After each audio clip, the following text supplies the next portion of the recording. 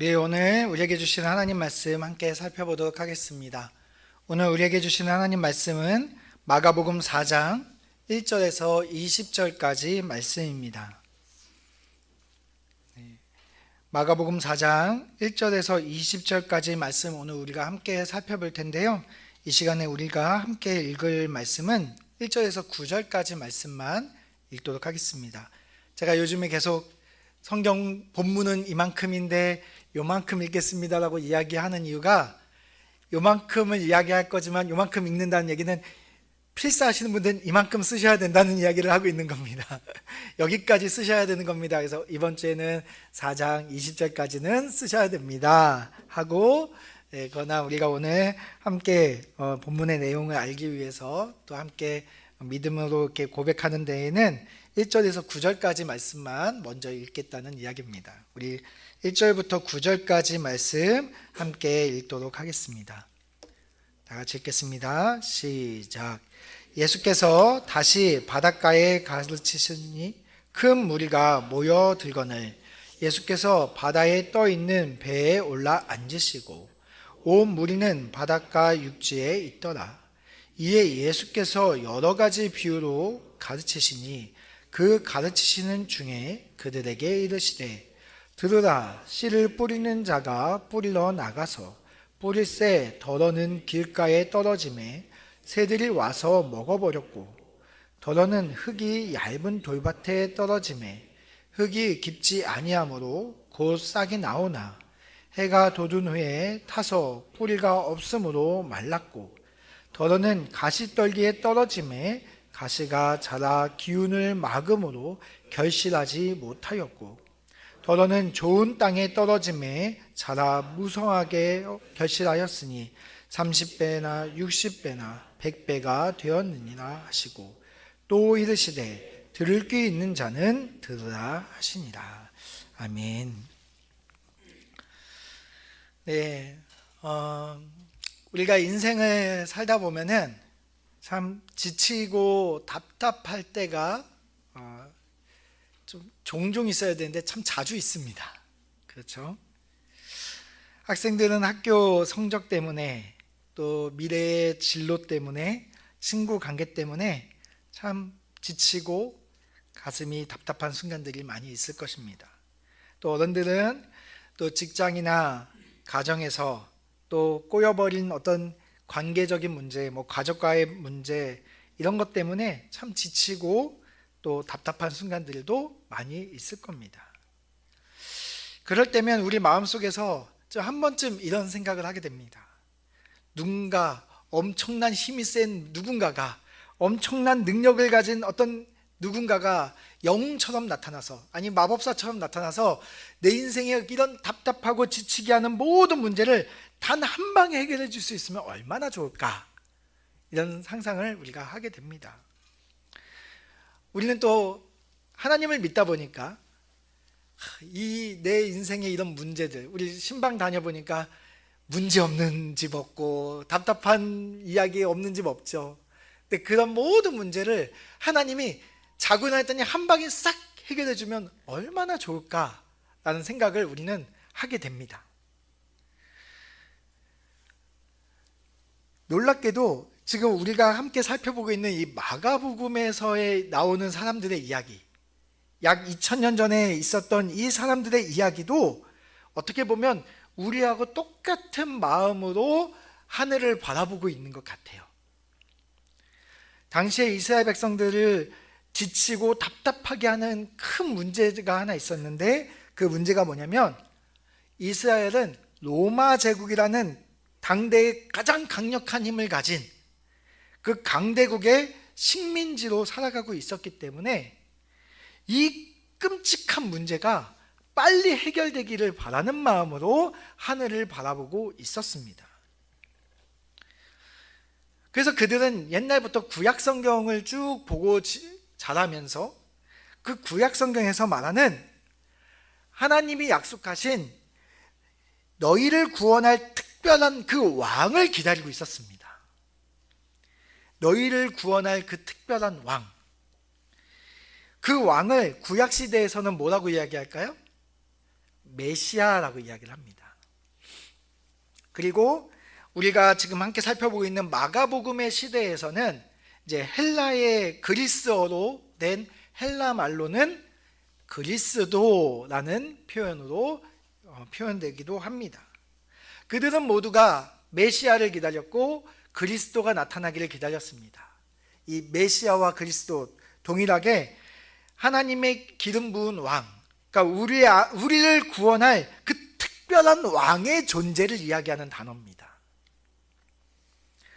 이스라엘 사람들은 지금 그 어느 때보다도 자신들을 구원해 줄 그 특별한 왕의 등장을 기다리고 있습니다. 자, 이스라엘 백성들이 로마 식민지 속에서 왕을 기다리고 있다면 어떤 왕을 기다리고 있었을까요? 그들이 지금 그 하나님의 그 구원을 가져다 줄 왕이라고 했을 때 그 구원이 무엇인지를 오해하고 있습니다. 그 오해 때문에 그들은 그 구원자 그리스도 메시아가 등장한다면 그는 어떤 모습이어야 하는가? 그 메시아가 강력한 힘을 가지고 강력한 군대를 동원해서 저 강력한 로마 군대를 한 번에 압도한 힘으로 무너뜨리고 이스라엘을 회복할 뿐만이 아니라 온 세상에 가장 강력한 나라로 세우기를 원하는 마음으로 메시아를 기다리고 있습니다. 그들이 이렇게 하나님의 구원을 오해한 거예요. 이스라엘 백성들이 지금 하나님을 오해하고 있어요. 하나님의 구원을 오해하고 있어요. 그러니까 하나님을 믿는다고 하면서도 하나님과 전혀 다른 삶을 살아가게 되는 거죠. 오늘날 우리들이 많이 경험하고 있지 않습니까? 요즘에 뉴스 틀면 제일 많은 비중이 뭔가요? 네, 우리 한국 이야기보다는 다 지금 이란 땅에서 일어나고 있는 전쟁에 대한 이야기가 계속 반복적으로 나오고 있지 않습니까? 지금 매일같이 들리는 그 끔찍한 뉴스의 주인공이 누군가요? 이란과 미국의 전쟁인 것 같지만 사실은 그 안에 조금만 파헤쳐보면 이란과 이스라엘의 전쟁입니다. 이스라엘이 하나님을 믿는다는 그 민족과 이 이란의 전쟁이 그렇게 끔찍한 전쟁을 보여주고 있다는 거죠. 그들은 하나님을 오해하고 하나님의 구원을 오해하고 하나님이 보내실 그 메시아에 대한 오해를 하고 있다 보니 그들이 하나님과는 전혀 닮아 있지 않는 모습으로 지금 나아가고 있는 겁니다.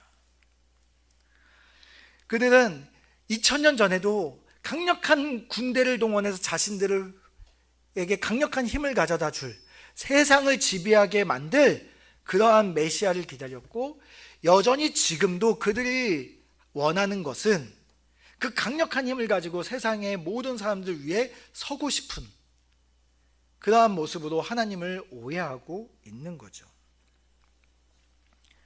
그러나 오늘 본문에 보면 그 메시아, 그 약속된 그 왕이 그 그리스도가 어떤 모습으로 오는지에 대해서 오늘 이야기하고 있습니다.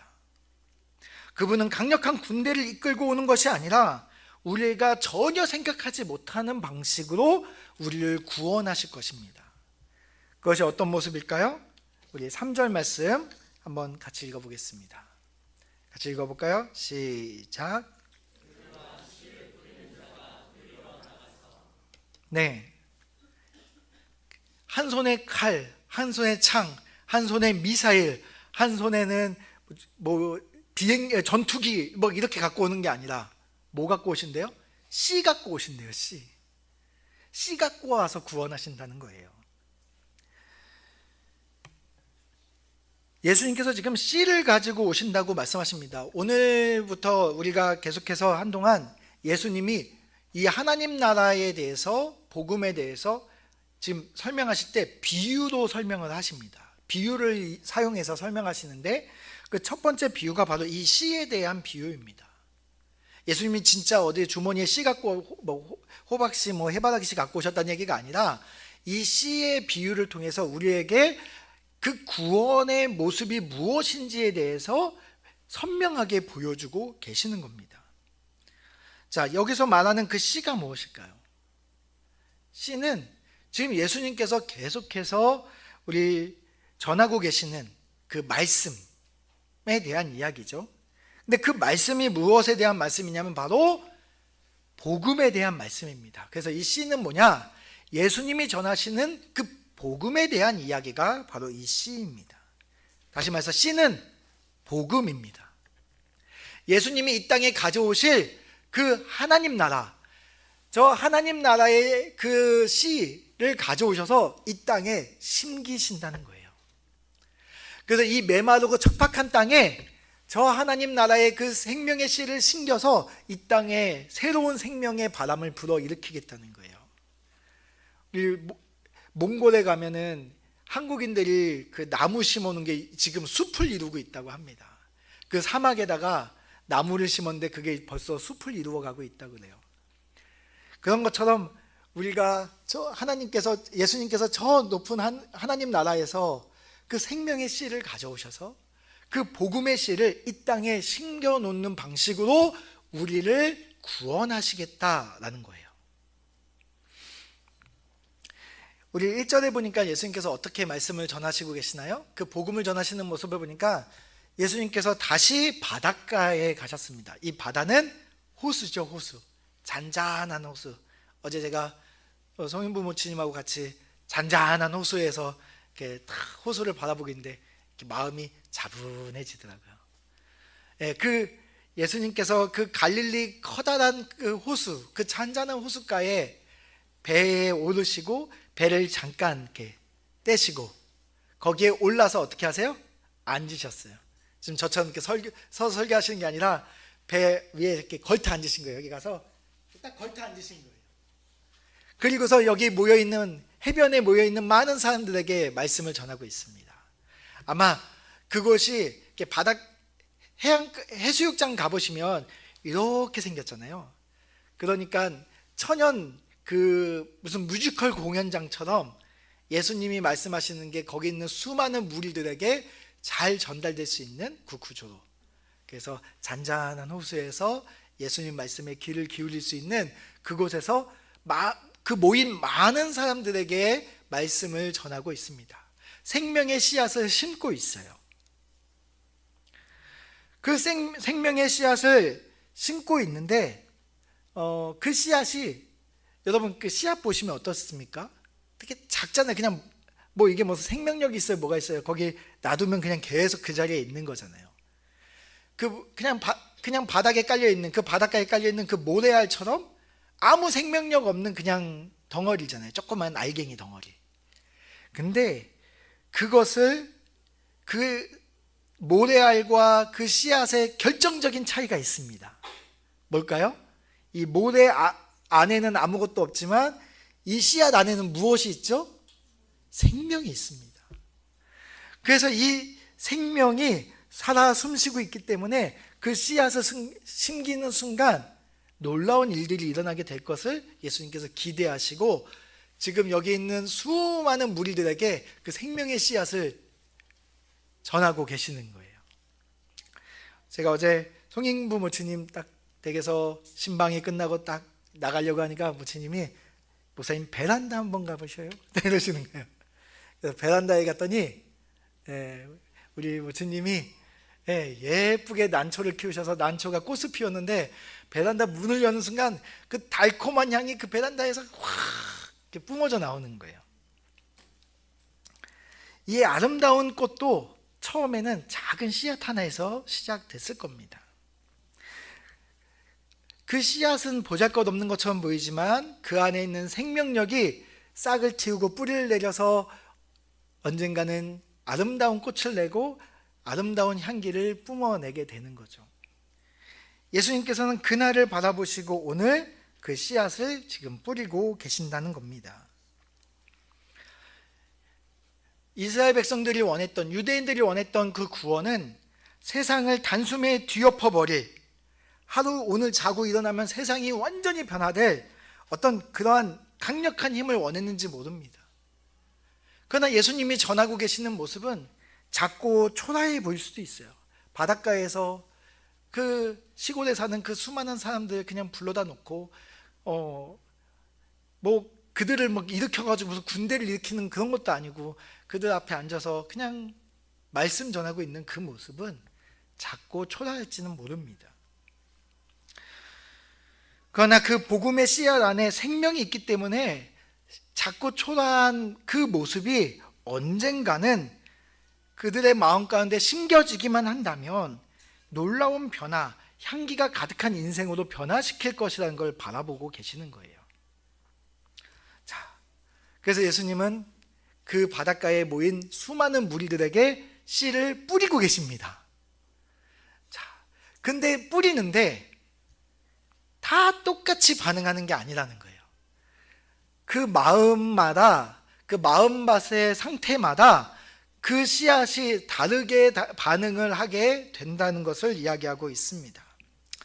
근데 여기 보니까 예수님이 씨를 하나 이렇게 심는 게 아니라 어떻게 하세요? 씨를 뿌리고 계시다고 이야기하잖아요. 뿌린다.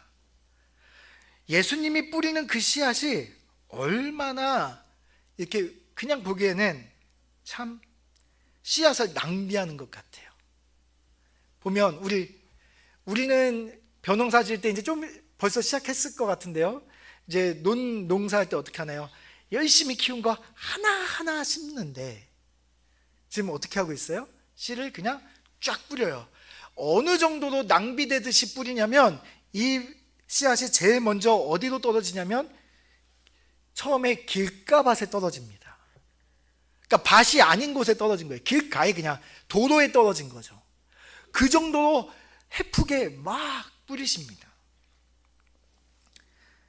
이것은 하나님의 그 사랑, 다시 말하면 예수 그리스도께서 전하고 계시는 그 복음이 얼마나 풍성한지를 보여주고 있는 겁니다. 이 세상을 살아가고 있는 모든 사람에게 그 어떠한 조건도 없이 그 복음이 낭비되듯 뿌려지고 있다는 거예요. 믿을 사람만 골라서 전하시는 게 아니라 이 세상 모든 사람들에게 낭비되듯이 그냥 다 뿌려지고 있다는 것입니다. 아주 넉넉하게 아낌없이 그 복음을 지금 전하고 계시는 것입니다. 그래서 복음이 여기저기 막 떨어져요. 첫 번째가 길가밭입니다. 그냥 길가에 떨어졌습니다. 길가는 어떤 곳이죠? 사람들이 밟고 지나가는 곳입니다. 그러다 보니까 밭하고는 다르게 길은 아주 단단한 흙으로 변해져 있습니다. 그래서 그 단단해진 땅 때문에 씨가 떨어졌는데 씨가 땅 속에 들어가야 거기서 썩고 그 안에서 뿌리가 나오고 싹이 트는데 땅에 던져졌는데 흙이 단단해서 들어가지 못하는 거예요. 그 들어가지 못하니까 아무 일도 일어나지 않습니다. 뿌리도 나오지 않고 싹도 나오지 않습니다. 그렇게 시간이 조금 지나니까 어떻게 돼요? 새들이 와서 그냥 먹어버렸다라고 이야기합니다. 자, 그렇다면 여기서 말하는 것들이 다 비유라고 이야기를 했습니다. 그러면 이 길가에 떨어졌다는 말이 무엇일까요? 무엇에 대한 비유일까요? 그것은 길가밭은 복음을 듣고도 무시하는 사람들을 의미하는 이야기입니다. 복음을 듣지 않으려는 사람들, 복음에 대해서 강력하게 거부하고 부정하는 사람들, 그들에게도 복음은 풍성하게 지금 떨어지고 있다는 것을 보여주고 있습니다. 그래서 예수님께서는 이 비유에 대해서 15절에 이렇게 말씀하십니다. 우리 한번 다 같이 읽어볼까요? 시작.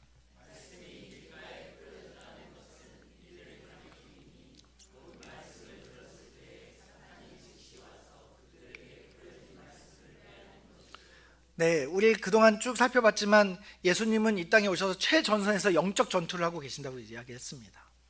복음이 전해지는 그곳에 사탄이 열심히 즉시 와서 행동할 정도로 열심히 일하고 있습니다. 그래서 복음이 전해지는데 그 복음의 생명이 전해지지 않도록 아무 일도 일어나지 않도록 사탄이 열심히 일하면서 그 말씀을 뿌리내리지 못하고 싹 가져가 버리는 겁니다. 그러니까 이런 거죠. 의심을 심는 겁니다. 너 그게 믿어져? 그게 진짜인 것 같아? 야, 지금 그게 말이 돼? 이런 식으로 우리에게 계속 의심을 심어서 아무 일도 일어나지 않게 만드는 거죠. 자, 두 번째 씨앗은 돌밭에 떨어진 씨앗입니다. 한번 5절과 6절 말씀도 우리 한번 같이 읽어보겠습니다. 시작. 더러는 흙이 얕은 돌밭에 떨어짐에 흙이 깊지 아니하므로 곧 싹이 나오나 해가 돋은 후에 타서 뿌리가 없음으로 말랐고. 여기 돌밭에 떨어졌다는 말은 겉으로 보면은 밭처럼 보이는데 그 밭 위에 잘 씨가 떨어졌네 라고 생각하는데 거기서 조금만 흙 밑으로 조금만 들어가면 그 바닥이 단단한 바위가 있는 거예요. 그래서 그 안에 들어가서 그래도 씨가 그 안에서 생명력을 가지고 뭔가 뿌리를 내리려고 하고 싹이 나려고 하는데 곧 해가 돋으면 그 뜨거운 태양빛 아래 타버리고 사라져버리는 그러한 씨를 이야기합니다. 예수님께서는 이 비유를 이야기하신 이유에 대해서 이렇게 말씀하십니다. 또 이와 같이 돌밭에 뿌려졌다는 것은 이들을 가르킴이니 곧 말씀을 들을 때에 즉시 기쁨으로 받으나. 그러니까 말씀에 대해서 거부한 게 아니에요. 말씀을 들었어요. 그리고 그 말씀의 기쁨으로 받았어요.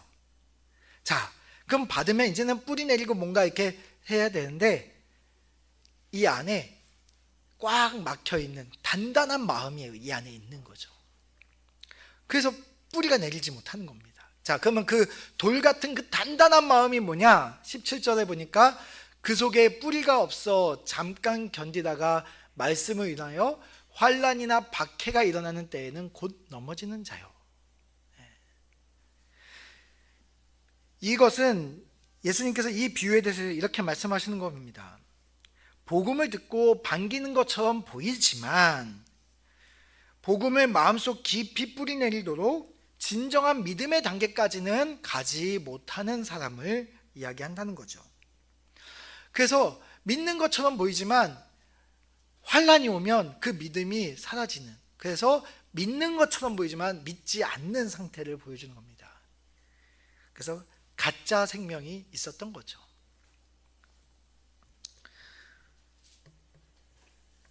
세 번째 밭은 가시떨기 밭입니다. 7절 말씀 같이 읽어보겠습니다. 시작.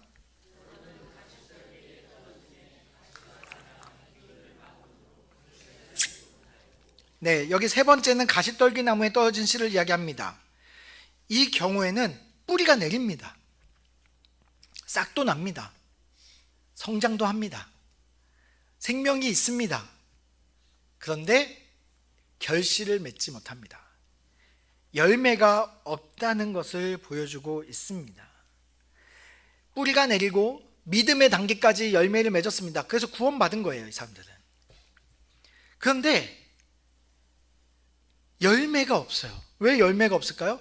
구원받은 그리스도인들의 삶에 아무런 변화도 없다는 이야기를 하고 있는 겁니다. 왜 구원받았는데 아무 일도 일어나지 않죠? 구원받았는데 왜 삶이 그대로죠? 아니, 구원받았는데 이전보다 왜 삶이 더 이상해지고 있죠? 그 이유에 대해서 19절에 예수님께서 이렇게 말씀하십니다. 우리 19절 말씀도 같이 읽겠습니다. 시작.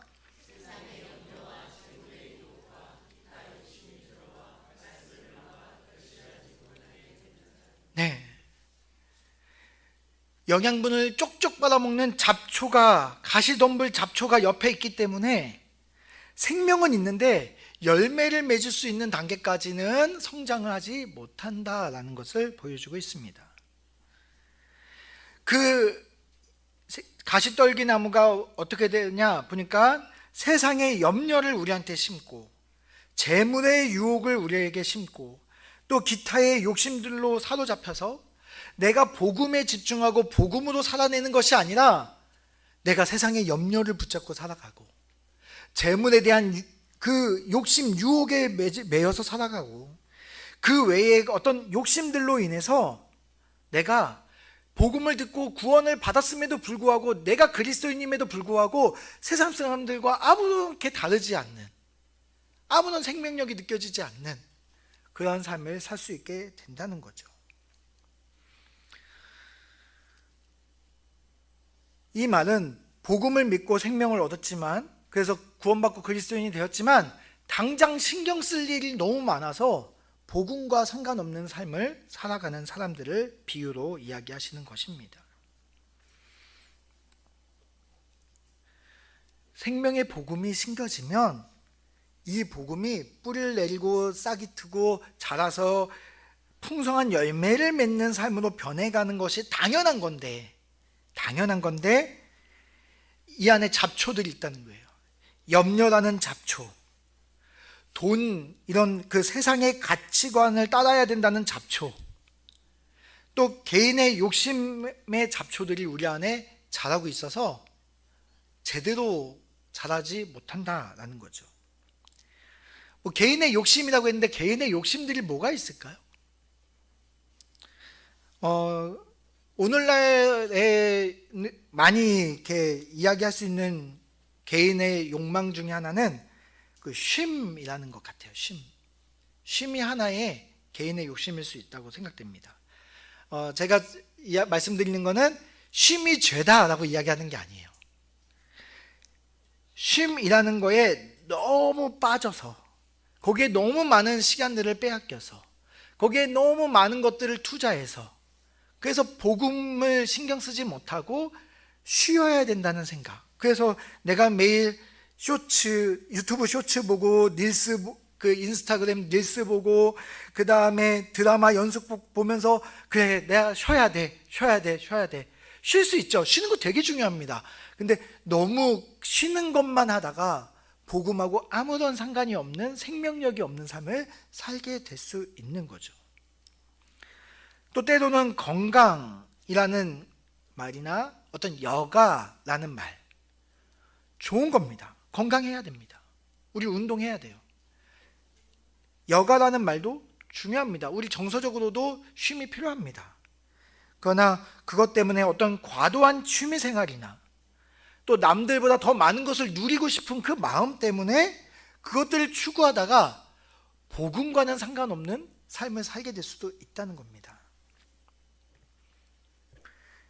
이런 것들이 모두 다 죄다라고 이야기하는 게 아니라 복음의 기쁨마저 사라지게 만들 정도로 추구한다면, 거기에 몰두하고 있다면 그것은 내가 그 복음의 기쁨과 생명력을 잃어버릴 만큼 강력한 힘을 가진 잡초의 역할을 할 수 있다는 것을 이야기하고 있습니다. 복음의 그 강력한 생명력을 경험할 수 없는 삶이 원래는 불가능한데 이런 잡초가 있으면 그것 또한 가능하다는 거예요. 복음이 내 삶에서 아무 일도 일으키지 못하는 것 자체가 기적인데 그 기적을 경험할 수 있다는 거예요. 이런 잡초가 있으면. 그렇다면 이 복음의 생명이 온전히 떨어져서 내 안에 이런 잡초들도 없고 온전히 열매를 맺고 뿌리를 내리고 싹이 터서 온전한 열매를 맺게 되면 그러면 어떤 일이 일어날까요? 우리 20절 말씀 우리 함께 읽어보도록 하겠습니다. 다 같이 읽을까요? 시작.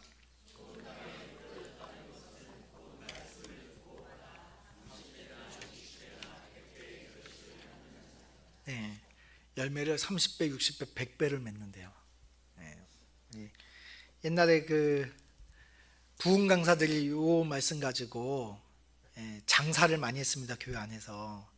그래서 헌금 드리면 30배로 불려주시고, 하나님이 무슨 주식 투자하듯이 하나님께 투자하라는 식으로 100배로 불려주신다고 그러고 막 이렇게 이제 많이 이 말씀을 오해하게끔 했는데, 오늘 보면 이 말씀은 그런 말씀이 아니라 복음의 열매가 어떻게 맺어져 가는지에 대한 이야기를 하고 있는 거죠. 당시 이스라엘 백성들이 농사를 지을 때 씨앗 하나를 심으면 어느 정도를 거둘 거를 기대했냐면 7배 정도를 거두면 보통이었습니다. 10배를 거두면 풍년이었어요. 자, 7배, 10배는 그거는 인간의 힘으로 열심히 노력하면 얻을 수 있는 한계점입니다. 근데 지금 시작이 어디예요? 30배, 60배, 100배. 이거는 인간의 힘을 지나서는 엄청난 일을, 지금 기적 같은 일을 이야기하고 있는 겁니다. 다시 말해서 복음이 우리 안에 심겨지면 인간의 힘으로는, 인간의 방법으로는 이해할 수 없을 만큼의 놀라운 기적적인 변화가 우리 삶에서 일어나게 된다라는 것을 이야기하고 있어요. 그래서 여기 좋은 밭에 심겨졌을 때 그 열매가 이렇게 일어난다라고 이야기하잖아요. 그럼 그 좋은 밭이 뭘까요? 좋은 밭. 도대체 그 좋은 밭의 모습은 뭘까요? 그 좋은 밭의 모습을 이렇게 이야기합니다. 좋은 밭은 복음의 생명력이 가져오는 역동적인 변화를 경험하고 있는 삶이 좋은 밭의 모습이다라고 이야기를 합니다. 자, 이 역동적인 변화가 어떻게 돼요? 처음에는 30배로 시작하고 조금 지나면 60배로, 또 지금 조금 지나면 어떻게 돼요? 100배로 확장이 됩니다. 이것은 그 복음의 생명력이 내 안에 심겨지면 이것이 점점 확장되어 간다는 것을 말하는 거예요. 30배에서 60배, 60배에서 100배, 가만히 있지 않고 계속 확장해 가는 거예요. 내가 좋은 밭이기만 하면 내가 놀랄 정도로 기적적인 변화가 내 안에서 팍팍팍팍 일어나고 있다는 겁니다. 우리 대전성서 침례교회에 제가 이제 온 지 벌써 이제 5개월에서 6개월 막 이렇게 이제 5개월에서 6개월로 이제 벌써 시간 많이 빨리 들죠. 가고 있습니다. 제가 처음에 와서 함께 약속했던 것은 우리 교회는 건강한 교회를 추구할 거라고 이야기를 했습니다. 우리가 건강한 교회가 된다는 것은 오늘 여기 이 말씀처럼 우리 교회가 좋은 밭이 되어서 복음의 영향력이 우리 안에서 30배, 60배, 100배로 우리에게 영향을 미치게 된다는 것을 전제해서 하는 이야기입니다. 우리가 좋은 밭, 건강한 밭이 되는 거죠. 자, 그렇게 좋은 밭이 되어 우리가 복음의 열매를 풍성하게 맺기를 바라는 그 모습으로 우리가 건강한 교회를 향해 나아갈 겁니다. 그리고 이미 우리는 이 30배가 무엇인지, 60배가 무엇인지, 100배가 무엇인지에 대해서도 이미 함께 시간을 들여서 함께 나누었었습니다. 바로 우리 교회가 함께 걸어갈 그 목표 지점, 우리에게 주신 그 비전의 방향, 그것이 30배, 60배, 100배의 모습입니다. 먼저 우리가 30배의 기쁨을 누리는 것은 무엇이냐? 바로 예수님과 함께 걷는 삶입니다. 우리 올해의 표어도 예수님과 함께 걷는, 우리 이제 30배를 경험하기 위해서 스타트를 끄는 겁니다. 여기 30배라는 것은 먼저 내가 예수님과 함께 걷는 것을 의미합니다. 다시 말하면 나라는 자신이, 나라는 한 사람이 복음 앞에 나를 세워보는 거예요. 예수님의 그 십자가 앞에 나를 세워보는 거예요. 그게 예수님과 함께 걷는 첫 번째 단계입니다. 예수님을 통해서, 그 복음을 통해서 가장 먼저 내가 깨닫게 되는 것이 있는데 무엇이냐면 내가 참 사랑스러운 존재라는 걸 깨닫는 시간입니다. 올 한 해 동안 우리는 내가 참 사랑스러운 존재라는 걸 깨달아가는 시간이 돼야 됩니다. 우리 예수님 믿기 전에 내가 어떻게 해야 나는 사랑받을 만한 존재라고 우리는 생각해 왔을까요? 우리는 어떤 조건이 있거나 자격이 갖춰지면 사랑받을 수 있다라고 생각을 합니다. 내가 무엇인가를 잘했을 때, 내가 어떤 칭찬받을 만한 일을 했을 때, 남들이 가지지 못한 우월한 무엇인가를 가지고 있을 때, 그때 내가 사랑받을 만하다고 생각하는 거예요. 내가 아이돌보다 예뻐야, 내가 다른 친구들보다 공부를 더 잘해야, 내가 저 사람보다 더 작업 수행 능력이 좋아야, 내가 어떤 업적을 이루어야, 내가 남들이 가지지 못한 아파트를 가지고 있어야, 남들이 타고 싶은 차를 내가 타고 있어야 내가 사랑받고 사람들이 나를 인정한다고 생각을 했습니다. 그래서 그걸 얻기 위해서 맨날 그 자격과 조건을 갖추기 위해서 평생을 끌려다니는 인생을 살았습니다. 근데 복음은 그 모든 것에 브레이크를 딱 거는 거예요. 여기서는 내가 원하는 것을 얻을 수 없다. 그리고 우리에게 이미 풍성한 사랑을 이미 부어주신 분이 있는데 바로 예수 그리스도 앞에 가야 우리가 된다라는 것을 깨닫게 되는 거죠.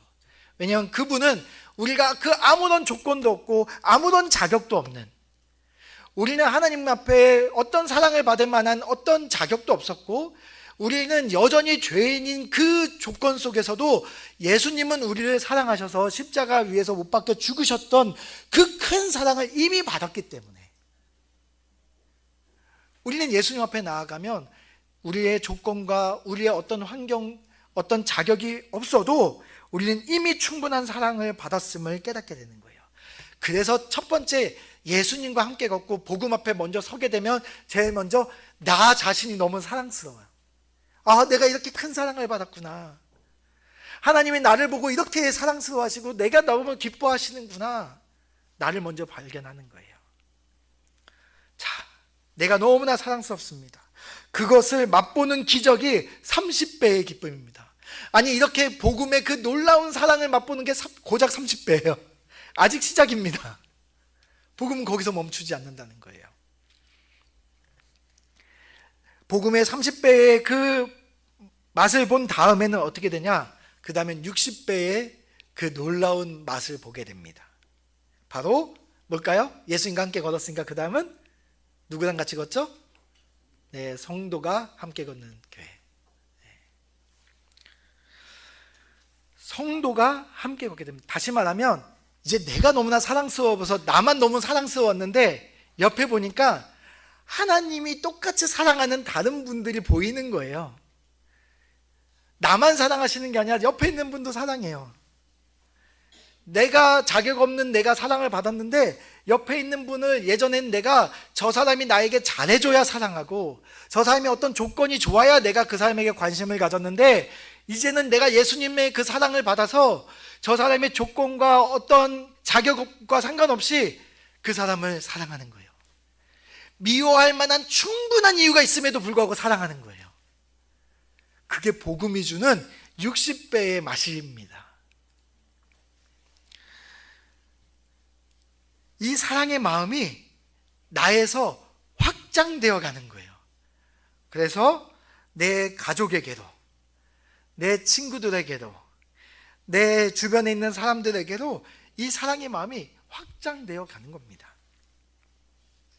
이전에 나는 어떤 사람이었습니까? 이전에 나는 하나 되는 것보다는 분열되는 게 쉬웠던 사람입니다. 열심히 노력해야 겨우 하나 되던 내가 이제는 예수 그리스도로 말미암아 하나 될 수 없는 사랑까지 이해하고 품는 그 풍성한 사랑을 경험하게 되는 겁니다. 그래서 서로의 짐을 나누어지고 함께 인내하며 그의 마음을 사랑으로 녹이는 그러한 60배의 사랑을 가지게 되는 겁니다. 자, 이것이 두 번째 사랑입니다. 근데 아직도 끝나지 않았습니다. 이 마음이 더 확장되어서 이제는 어디로 갈까요? 네, 바로 세상과 함께 걷는 교회를 향해 나아갑니다. 이것이 30배에서 60배, 60배에서 100배로 확장되는 모습입니다. 나를 사랑하고 하나님이 사랑하는 또 다른 이들을 사랑하고 더 나아가 저 세상, 죄로 인해 신음하고 있는 저 세상을 향한 사랑하는 마음을 가지고 그들을 사랑하고 섬기는 것이 바로 100배의 마음입니다. 그래서 복음의 생명력은 나 안에 멈추지 않습니다. 나를 넘어서서 교회를 가득 채우고 공동체를 가득 채우고 우리 가정을 가득 채우게 됩니다. 거기서 또 멈추지 않습니다. 우리 교회의 담을 넘고 우리 집 현관문을 넘어서 내 삶의 곳곳에 그 사랑이 전해지게 되는 겁니다. 그렇게 내가 가는 그곳에 거침없이 하나님의 사랑이 흘러가는 것이 바로 복음의 100배의 맛입니다. 이 세상은 죄로 인하여 상처받고 경쟁과 허무함으로 신음하고 있는 세상입니다. 그들에게 내가 경험한 그 복음의 기쁨, 아무런 조건과 그 어떤 자격이 없음에도 불구하고 충분히 채워지는 그 사랑을 경험했기에 이 세상에 그 텅 빈 마음들, 허무한 마음들, 열심히 경쟁하지만 아무것도 얻지 못하는 그 빈손에 예수 그리스도의 그 십자가의 사랑을 전해주는 겁니다. 그것이 100배의 열매 맺는 삶을 살아가는 것입니다. 우리 사랑하는 우리 대전성서 침례교회 우리 성도님들, 우리 여러분의 마음은 어떤 상황 속에 있습니까? 우리 중에는 길가밭의 마음도 있을 수 있고, 돌짝밭의 마음이 있을 수 있고, 또 가시덤불의 마음이 있을 수도 있습니다. 또 누군가는 그 생명이 뿌리를 내리고 열매를 맺었지만 30배에서 멈춰있는 분이 있을 수 있고, 100배에 멈춰있는 분이 있을 수 있고, 60배에 멈춰있는 분이 있을 수 있고, 100배의 마음을 가진 분들도 있을 수 있습니다.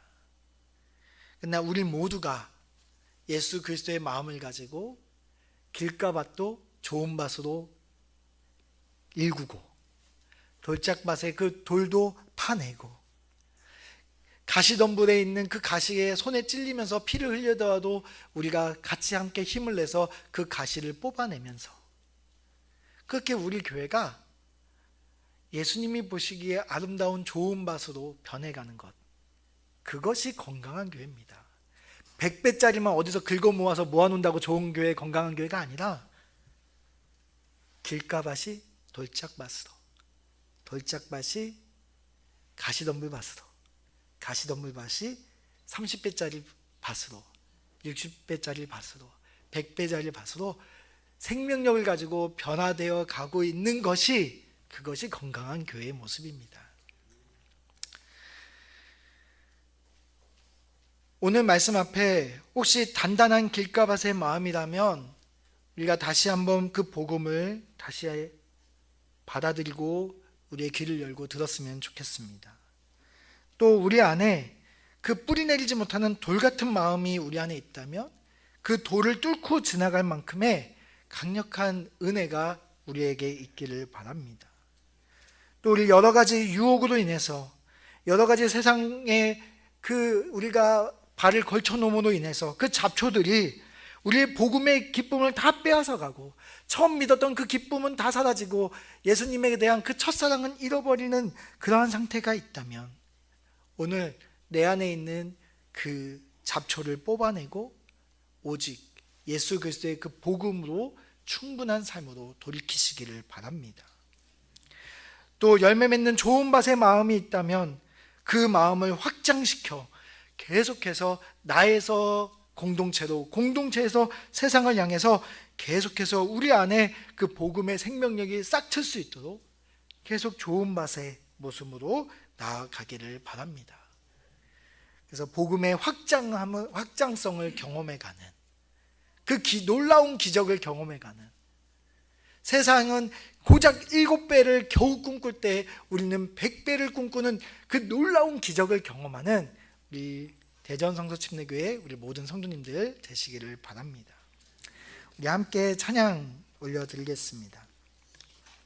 우리 시간에 빈들의 마른 풀같이 우리 함께 찬양 드릴 텐데요, 우리가 언제부터 이렇게 빈들의 마른 풀이 가득한 삶이 되었는지 모르겠습니다. 내 마음이 가물어 메마른 땅의 모습이 언제부터 이렇게 되었는지 모르겠습니다. 그러나 우리 오늘 말씀 앞에 하나님, 내가 그 복음으로 말미암아 좋은 밭이 되기를 바랍니다. 그래서 주님, 성령님 역사해 주셔서 새 생명 주옵소서. 우리 고백을 담아서 우리 함께 찬양 드리겠습니다.